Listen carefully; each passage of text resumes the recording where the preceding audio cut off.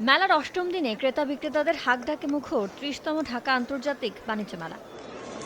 শনিবার সকাল থেকে পরিবার পরিজন নিয়ে দূর দূরান্ত থেকে আসেন দর্শনার্থীরা। সাপ্তাহিক ছুটির দিন হওয়ায় ভিড় ছিল তুলনামূলক বেশি।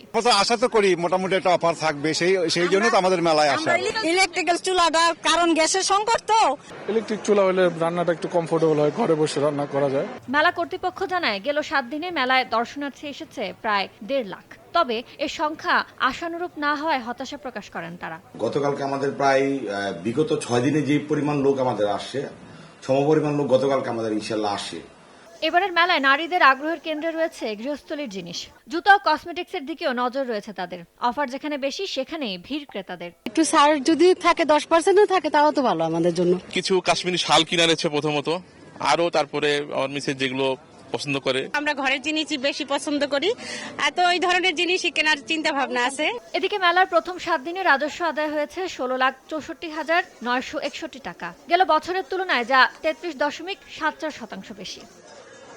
ইয়ানুর শিফাত, সময় সংবাদ, ঢাকা।